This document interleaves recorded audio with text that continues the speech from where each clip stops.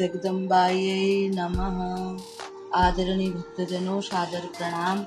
आज हम श्रीमद् देवी भागवत महापुराण में से राजा परीक्षित जी की मृत्यु की कथा को श्रवण करेंगे, यानी कि महाराज परीक्षित जी की मृत्यु की कथा। ओम श्री गणेशाय नमः, श्री सरस्वती नमः, श्री सद्गुरुदेवाय नमः। आदरणीय भक्तजनों, श्रीमद् भागवत महापुराण में कल्प के कारण कुछ अलग प्रकार से कथा बताई गई है। कथा के रचयिता तो श्री व्यास देव जी हैं। श्री वेद व्यास जी ने ही भागवत महापुराण की रचना की है और श्रीमद् देवी भागवत महापुराण की भी रचना। परंतु कल्प के कारण अलग अलग कल्पों में अलग अलग प्रकार की कथा होती है। इससे आप लोग कुछ अन्यथा न लें। श्री सूत जी 88,000 ऋषि मुनियों को संबोधित करते हुए कहते हैं कि महाराज परीक्षित ने राज्य का संचालन उत्तम सेवकों को सौंप दिया था। कल हमने कथा श्रवण की थी कि महाराज परीक्षित को एक ऋषि का श्राप लग गया था। जब उनको श्राप का पता चला तो उन्होंने अपना जो राज्य है वह जो अच्छे जानकार होते हैं उनको सौंप दिया और स्वयं एक 7 मंजिल के भवन, यानी कि एक बहुत ऊंचे मंजिल वाले घर के अंदर अपने रहने की व्यवस्था की, यानी कि 7 मंजिल वाले भवन के अंदर रहने की अपनी व्यवस्था बना दी। वे मंत्रियों के साथ उसी भवन में रहने लगे। रक्षा हेतु मणि और मंत्रक्ष जानने वाले अनेक प्रसिद्ध पुरुषों को बुलाया गया। इसके पश्चात महाराज परीक्षित ने एक गौरमुख नामक मुनि को वन में भेजा। उन्हें भेजने का अभिप्राय यह था कि वे मुनि को प्रसन्न करें और उन्हें समझाएं कि परीक्षित उनके सेवक हैं, उनसे अनजाने में अपराध हुआ है, उन्हें क्षमा कर दें। इसके साथ ही राजा परीक्षित सुरक्षा की दृष्टि से अपने आसपास मंत्र सिद्ध ब्राह्मणों को भी रखने लगे। इतना सुरक्षित प्रबंध किया था कि कोई भी वहां नहीं जा सकता था। कश्यप नाम के एक श्रेष्ठ ब्राह्मण ने जब सुना कि राजा परीक्षित को श्राप दिया गया है तो धन प्राप्ति की इच्छा से वे महाराज परीक्षित के पास आए। वह मंत्र शास्त्र का पूर्ण विद्वान थे। वे ब्राह्मण देवता। राजा परीक्षित के श्राप की बात तक्षक नामक सर्प को भी पता चल गई थी। अतः जिस दिन कश्यप अपने घर से राजा से मिलने के लिए जा रहे थे, उसी दिन तक्षक भी मनुष्य का रूप धरकर घर से निकल पड़े। रास्ते में दोनों की भेंट हो गई।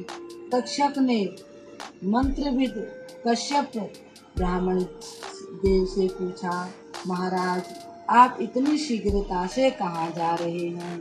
कश्यप ब्राह्मण जी ने बताया, महाराज परीक्षित को तक्षक नामक सर्प डसेगा।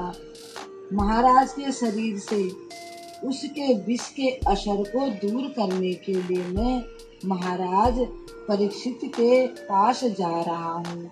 यदि राजा की आयु शेष है तो मैं उन्हें अवश्य जीवित कर दूंगा।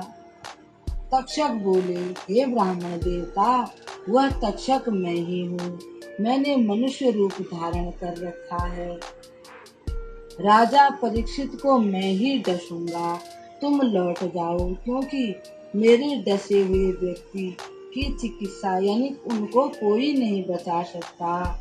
मेरा जहर बहुत ही विष वाला है, यानी कि उसमें इतनी ताकत है मेरे विष में कि उसे बचा पाना कठिन है जिसको मैं काट कर भस्म कर देता हूँ। अगर तुम मानते हो कि तुम्हारे मंत्र में बहुत शक्ति है तो अभी हम इसकी परीक्षा कर लेते हैं। मैं अभी इस बट वृक्ष को अपने विषैले दांतों से काटकर भस्म कर देता हूँ।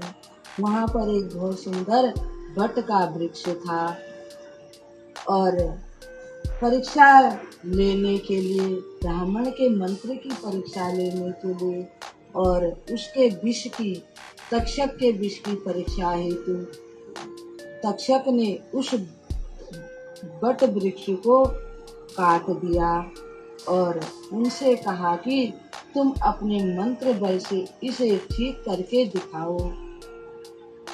ब्राह्मण कश्यप देव ने उत्तर दिया, सर्पराज, तुम इस वृक्ष को काटो और मैं अपने मंत्र बल से हरा भरा कर दूंगा। इस पर तक्षक ने उस वृक्ष को काट लिया और विष से उसे राख कर दिया। सर्प के विष से भस्मीभूत वृक्ष को देखकर कश्यप ने वृक्ष की समस्त राख एकत्र कर ली और हाथ में जल लेकर उसे अभिमंत्रित कर दिया। मंत्र पढ़ करके जल को राख पर छिड़क दिया। जल के छींटे पड़ने पर वह वट वृक्ष पुनः हरा भरा हो गया। यह सब देखकर तक्षक ने पूछा, हे ब्राह्मण देवता, तुम इतना परिश्रम क्यों करते हो? तुम्हें जो भी इच्छा है, जिस चीज को महाराज से पाना चाहते हो, वह तुम मुझे बताओ, मैं अभी उसे पूरा कर देता हूँ। ब्राह्मण देवता बोले, सर्पराज, मुझे धन की आवश्यकता है, क्या तुम मेरी इच्छा पूरी कर सकते हो? तक्षक ने उत्तर दिया, हे ब्राह्मण देवता, तुमने राजा परीक्षित से जितना धन चाहिए वह तुम मुझसे ले लो। उसे लेकर तुम अपने घर चले जाओ। इससे मुझे भी मेरे काम में सफलता मिल जाएगी, क्योंकि जिस ब्राह्मण ने परीक्षित को श्राप दिया है उनका श्राप भी अन्यथा न हो, यह विधि का विधान है। अगर ऐसा हो जाएगा तो फिर समाज में कोई किसी बात को नहीं मानेगा और उनका श्राप फिर मुझे भी लग जाएगा अगर मैं नहीं काटूंगा तो। इससे उन ब्राह्मण का अपमान नहीं होगा और मेरा भी अपमान नहीं होगा। अब ब्राह्मण देव ने ध्यान लगाकर देखा कि महाराज परीक्षित की आयु शेष है या नहीं है, क्या उनका अंतिम टाइम आ गया है। जब उन्होंने ध्यान लगाकर देखा तो उन्हें सारी बात मालूम हो गई, क्योंकि महाराज परीक्षित जी की आयु पूरी हो चुकी थी। यह हिसाब लगाकर धर्मात्मा कश्यप ने तक्षक से धन लेकर लौट गए।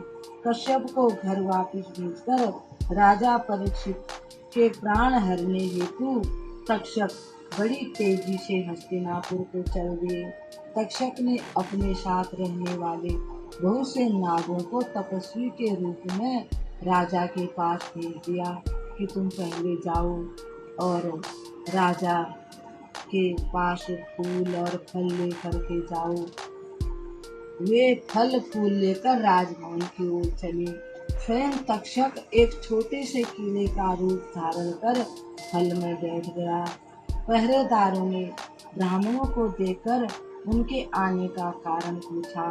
तपस्वी वेश धारी नागों ने कहा, हम महाराज का दर्शन करने के लिए तपोवन से आए हैं, हम उनको आशीर्वाद देना चाहते हैं, आप हमको उनसे मिला दो।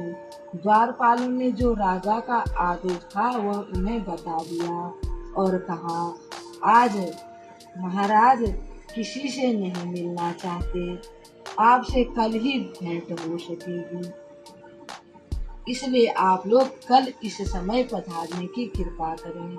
इस पर ब्राह्मणों ने द्वारपालों से कहा, अच्छी बात है, कोई बात नहीं, अगर वे हमसे नहीं मिलना चाहते हैं तो ये फल फूल और जल हम ब्राह्मणों के आशीर्वाद समझकर महाराज को आप पहुंचा दें, महाराज तक उन्हें दे दें।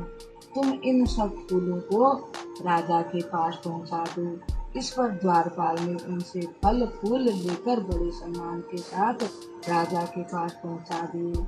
अब जब फल और फूल राजा के पास पहुंच गए तो एक फल महाराज परीक्षित ने उठाया।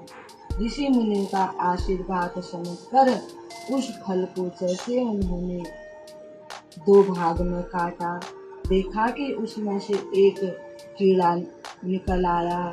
उस कीड़े की आंखें लाल थी